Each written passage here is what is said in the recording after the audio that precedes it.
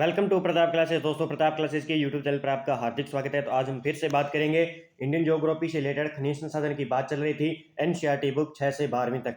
आज हम बात करेंगे अधात्विक खनिजों के बारे में, जो कि हमारे एग्जाम में अक्सर अधात्विक खनिजों से रिलेटेड ही एग्जाम में क्वेश्चन पूछे जाते हैं। इसमें हम बात करेंगे अभ्रक की, नमक की, पोटास की, सल्फर की, चूना पत्थर, संगमरमर व बलुका पत्थर।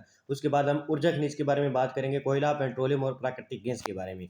तो पहले हम अधात्विक खनिज के बारे में बात कर लेते हैं। उससे पहले हमने धात्विक खनिज के बारे में पूरी जानकारी प्राप्त कर ली है।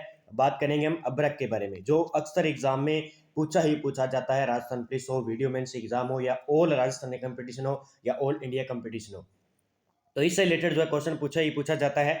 अभ्रक एक ऐसा खनिज है जो प्लेटो अथवा क्षैतिज क्रम में पाया जाता है। इसकी चादरों में विट्टापाटन या विभाजन आसानी से हो सकता है। ये परतें इतनी महीन हो सकती है कि इसकी 1000 परतें कुछ सेंटीमीटर ऊंचाई में समाहित हो जाती है। तो ये आपको याद रखना है। आगे बात करेंगे, यह पारदर्शक तथा लचीला होता है। अभ्रक का उपयोग मुख्यतः विद्युत व इलेक्ट्रॉनिक्स उद्योगों में किया जाता है।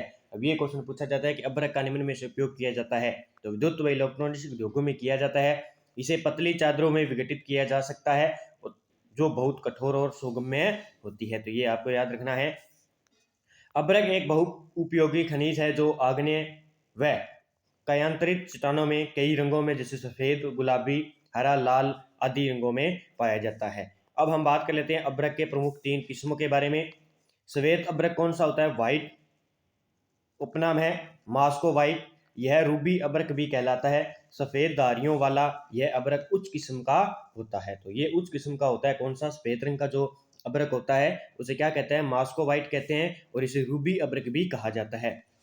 आगे बात करेंगे, पित्त अभ्रक की बात करें तो इसका उपनाम है फ्लोगोपाइट, इसे फ्लोगोपाइट कहते हैं। पीत अभ्रक। श्याम अभ्रक की बात करें तो उपनाम है इसका बायोटाइट। बायोटाइट अभ्रक का रंग गुलाबी होता है। तो ये आपको याद रखना है, अगर एग्जाम में पूछ लिया जाए निम्न में से खनिज का प्रकार है। आगे बात करेंगे, अभ्रक के उत्पादन यानी परतदार अभ्रक में भारत का विश्व में प्रथम स्थान है। अभी आपको याद रखना है कि भारत का विश्व में अभ्रक का प्रथम स्थान है, या विश्व में मिलने वाली अच्छी किस्म के अभ्रक का 60% से भी अधिक उत्पादन किया जाता है, और उत्पादन का अधिकांश हिस्सा निर्यात कर दिया जाता है। भारत में अभ्रक मुख्यतः झारखंड, आंध्र प्रदेश, तेलंगाना व राजस्थान में पाया जाता है। इसके पश्चात ये तमिलनाडु, पश्चिम बंगाल और मध्य प्रदेश में आते हैं। तो आपको भारत में अभ्रक के मुख्य जो राज्य हैं वो याद करने हैं। तो झारखंड आ गया, आंध्र प्रदेश, तेलंगाना और राजस्थान में। अन्य की बात करें तो तमिलनाडु में पाए जाते हैं कुछ, और पश्चिम बंगाल में और मध्य प्रदेश में भी अभ्रक पाया जाता है। और ये इसका जो उत्पादन है वो कितने प्रतिशत अच्छी किस्म का कहा जाता है? 60% किया जाता है। और ये भारत में कौन सा स्थान है? इसका अभ्रक का प्रथम स्थान है। आगे बात करेंगे, अभ्रक के निक्षेप छोटा नागपुर पठार के उत्तरी पठारी किनारों पर पाए जाते हैं। बिहार, झारखंड की कोडरमा, गया, हजारीबाग पेटी अग्रणी उत्पादक है। तो आपको याद रखना, जो बिहार की है, बिहार व झारखंड की पेटी है कोडरमा, गया, हजारीबाग पेटी, इसके अभ्रक के उत्पादन के लिए अग्रणी उत्पादक है ये पेटी। राजस्थान में अभ्रक के निक्षेप अजमेर के आसपास है। आंध्र प्रदेश की नेल्लोर अभ्रक पेटी भी देश की महत्वपूर्ण उत्पादक पेटी है। तो ये भी याद रखना आपको। आगे बात करेंगे, कर्नाटक के मैसूर व हासन जिले, तमिलनाडु के कोयम्बटूर, तिरुचिरापल्ली, मदुरई तथा कन्याकुमारी जिले, महाराष्ट्र के रत्नागिरी, पश्चिम बंगाल के पुरुलिया, बांकुरा जिलों में भी अभ्रक के निक्षेप पाए जाते हैं। तो ये आपको याद रखना है। कर्नाटक के मैसूर में पाए जाते हैं हासन जिले। कर्नाटक के तो मैसूर और हासन जिलों में। तमिलनाडु के है कोयम्बटूर और तिरुचिरापल्ली और मदुरई, और कन्याकुमारी में तमिलनाडु के अंदर। महाराष्ट्र की बात करें तो रत्नागिरी, और पश्चिम बंगाल की बात करें तो पुरुलिया और बांकुरा जिलों में अभ्रक निक्षेप पाए जाते हैं। आगे बात करेंगे, मिनरल ईयर बुक 2014 के अनुसार भारत 1610 टन अभ्रक यानी कच्चा उत्पादित कर विश्व का 0.5% 16वां सर्वाधिक अभ्रक उत्पादन वाला राष्ट्र बन गया है। तो ये आपको याद रखना है, एक रिपोर्ट के अनुसार जारी किया गया है। अब हम बात करेंगे टीन की। अभ्रक के बारे में पूरी बात कर ली। टीन का उपयोग प्राय टीन की चादरें बनाने एवं सोल्डरिंग उद्योग में किया जाता है। मिश्र धातुओं के निर्माण में भी इसका उपयोग होता है। भारत में टीन का भंडार सीमित मात्रा में है।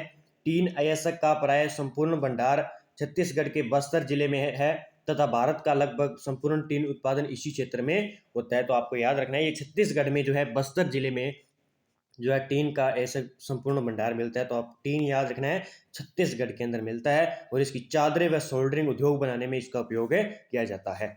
आगे बात करेंगे हम चट्टानी खनिज की। चट्टानी खनिज की बात करेंगे तो इसमें आ जाएगा हमारा चूना पत्थर, जो कि एग्जाम में पूछा जाता है। चूना पत्थर के निक्षेप अवसादी चट्टानों में पाए जाते हैं तथा यह प्री कैम्ब्रियन काल से लेकर आज तक केवल गोंडवाना को छोड़कर सभी भौगोलिक रचना सेल समूह में व्याप्त है, यानी पाया जाता है। इसका मुख्य उपयोग याद कर लेना, राजस्थान पुलिस के अंदर और वीडियो मेंस एग्जाम के अंदर पूछा जा सकता है।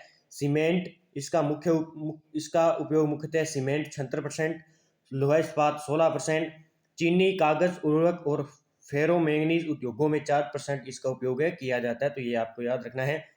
चूना पत्थर की बात करें तो चूना पत्थर कैल्शियम या कैल्शियम कार्बोनेट तथा मैग्नीशियम कार्बोनेट से बनी चट्टानों में पाया जाता है। तो ये याद रखना है। यह अधिकांश अवसादी चट्टानों में पाया जाता है। चूना पत्थर सीमेंट उद्योग का एक आधारभूत कच्चा माल है तथा लोहा प्रगलन की भट्टियों के लिए अनिवार्य है। ये तो लोहा प्रगलन की भट्टियों के लिए अनिवार्य कौन सा है? चूना पत्थर है।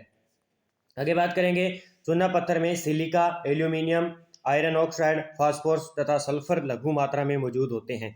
चूना पत्थर में क्या पाया जाता है? तो सिलिका पाई जाती है, एल्यूमिना और आयरन ऑक्साइड और फॉस्फेट्स तथा सल्फर लघु मात्रा में जो है मौजूद रहते हैं। अब प्रमुख अन्य खनिज संसाधन के बारे में बात कर लें, जो कि सोना, जो कि एग्जाम में पूछा जाता है। सोने के बारे में, सोने की गणना बहुमूल्य धातुओं में की जाती है तथा इसका उपयोग बैंकिंग में आदान प्रदान के लिए रूप में एवं आभूषणों के निर्माण में किया जाता है। इसे अंतरराष्ट्रीय मुद्रा भी कहा जाता है। तो क्वेश्चन पूछा जा सकता है कि निम्न में से किसे अंतरराष्ट्रीय मुद्रा कहा जाता है।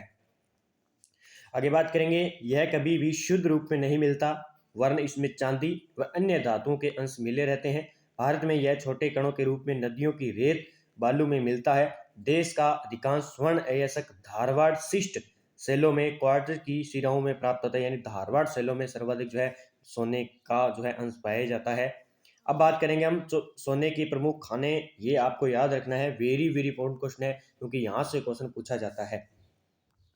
बात करें कोलार खान, मैसूर खान दो है, हट्टी खान और रायचूर और रामगिरी खान अनंत जिला आंध्र प्रदेश के अंदर। ये जो खाने हैं ये कहाँ पे है? आंध्र प्रदेश में है। रामगिरी खान और अनंतपुर जिला और हट्टी खान रायचूर और कोलार खान और मैसूर, ये सब क्या है? सोने की प्रमुख खाने हैं। अब हम बात कर लेते हैं आगे, प्लेसर अथवा जलोढ़ सोना। नदी के बालू तथा अवसादी निक्षेप से प्राप्त सोने को प्लेसर अथवा जलोढ़ सोना कहते हैं। यानी नदी के बालू तथा अवसादी निक्षेप से प्राप्त सोने को क्या कहते हैं? प्लेसर अथवा जलोढ़ सोना कहते हैं। झारखंड राज्य की स्वर्ण रेखा नदी में प्लेसर सोना सोने की धारी परत पाया जाता है। प्लेसर सोना झारखंड के सिंहभूमि जिले में तथा छोटा नागपुर पठार के अन्य भागों में भी पाया जाता है। आगे हम बात करेंगे, यह आग्नेय एवं कायांतरी चट्टानों में नसों के रूप में पाया जाता है। देश में सोने की बहुत कम मात्रा प्राप्त होती है, जिसके कारण इसकी मांग व मूल्य दोनों ही अधिक हैं। सोने के उत्पादन तथा भंडारण में कर्नाटक सबसे अग्रणी राज्य है। हट्टी गोल्ड मोइन कंपनी भारत की एकमात्र सोना उत्पादक कंपनी है। तो ये आपको याद रखने ला है, हट्टी गोल्ड माइन कंपनी सोने की एकमात्र खान है और जो है सोने के उत्पादन व भंडारण में कर्नाटक सबसे अग्रणी राज्य है। तो सबसे ज्यादा कर्नाटक के अंदर है, तो ये आपको याद रखना है। राज्य कंपनी है, भारत में सोने का लगभग 90% भाग जो है कर्नाटक में राज्य में है। यानी अब सर्वाधिक पूछ ले कि सर्वाधिक भारत के अंदर सोना कहाँ निकलता है, तो कर्नाटक ही आपको ऑप्शन में करना होगा। अब हम भाई हीरे की बात कर लेते हैं, जो डायमंड है। डायमंड के बारे में जो कि एग्जाम में पूछा जाता है। हीरा एक अत्यंत मूल्यवान खनिज है जो कार्बन का सबसे शुद्ध एवं प्रकृति का सबसे कठोर तत्व माना जाता है। यह कार्बन का अवरूप है। आगे बात करें, मध्य प्रदेश, आंध्र प्रदेश, छत्तीसगढ़ शीर्ष हीरा उत्पादक राज्य है। हीरा मुख्यतः बुंदेलखंड मध्य प्रदेश में और के विध्यांचल क्षेत्र में आंध्र प्रदेश, कुर्नूल और अनंतपुर तथा कर्नाटक रायचूर में पाया जाता है। मध्य प्रदेश का पन्ना जिला भारत में हीरे के उत्पादन के लिए प्रसिद्ध है। आपको याद रखना कि हीरे के लिए प्रसिद्ध है कौन सी खान है? पन्ना, जो कि पिछली बार राजस्थान पुलिस के अंदर पूछा गया था। ये क्वेश्चन पूछा जा सकता है कि हीरे के लिए सबसे उचित खान कौन सी है? तो पन्ना खान है, जो कहाँ पे है? मध्य प्रदेश राज्य के अंदर है। ये आपको याद रखना है। अगर सोने की पूछ ली जाए तो कर्नाटक के अंदर है। आगे बात कर लेते हैं, भारत का नाम अत्यंत प्राचीन काल से ही हीरे के लिए विश्व प्रसिद्ध रहा है। प्राचीन काल में गोलकुंडा यानी तेलंगाना की खान से निकाला गया कोहिनूर हीरा सदियों से आकर्षण का केंद्र रहा है। अब हम बात कर लेते हैं आगे जिप्सम की।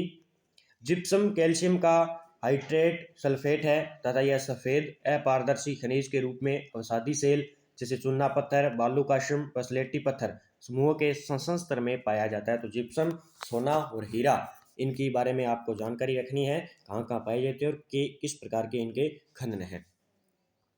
आगे बात करेंगे, इसका उपयोग अमोनियम सल्फेट तथा उर्वरक बनाने में किया जाता है। तो ये आपको याद रखना है। आगे भी है, नाइट्रोजन है, चौक है, सीमेंट है, गंधक है, प्लास्टर ऑफ पेरिस है, पार्टीसिन है, ब्लॉक है, सीट है, प्लास्टिक है तथा इंसुलेटिंग बोर्ड आदि के निर्माण में किया जाता है। राजस्थान व जम्मू कश्मीर प्रमुख जिप्सम के उत्पादक राज्य हैं। तो ये आपको याद रखना है। तो सर्वाधिक जिप्सम राजस्थान में है, राजस्थान टॉप पर चलता है जिप्सम के अंदर, ये आपको याद रखना है। और इसका निर्माण, जो कि सीधा क्वेश्चन पूछा जाता है कि निम्न में से उर्वरक बनाने में किसका उपयोग किया जाता है, या अमोनियम सल्फेट बनाने में किसका उपयोग किया जाता है और प्लास्टर ऑफ पेरिस बनाने में किसका उपयोग किया जाता है, तो जिप्सम का उपयोग है किया जाएगा। तो आज के मैंने धात्विक खनिज के बारे में आपको जो इंपॉर्टेंट वो बता दिए। बाकी कल और परसों 2 वीडियो के अंदर हम क्लियर कर लेंगे, क्योंकि देखिए जब मैं पूरा टॉपिक लेकर आता हूँ तो बहुत बड़ा वीडियो हो जाता है और इसी के साथ हम नहीं तो पढ़ पाते ढंग से और नहीं देख पाते हैं। इतना इतना आपको एक बार क्लियर करवा दिया जाएगा, आपको बस बुक का रिवीजन पूरा करवा दिया जाएगा। अब खनिज संसाधन जो है कंप्लीट होने के बाद ही हम ऊर्जा संसाधन के बारे में बातचीत करेंगे, जो कि यहाँ से क्वेश्चन आते ही आते हैं। तो अगर आप चैनल पर नए हैं तो चैनल को एक बार सब्सक्राइब कर लीजिए और बेल आइकन दबाइए, ताकि आपको डेली वीडियो मिलता रहे। और इसकी पीडीएफ हमारे प्रताप क्लासेस टेलीग्राम पर आप सर्च करोगे तो वहाँ पे आपको पीडीएफ मिल जाती है। इससे पहले हमने पीडीएफ सारी डाल दी है। तो जय हिंद, जय भारत दोस्तों।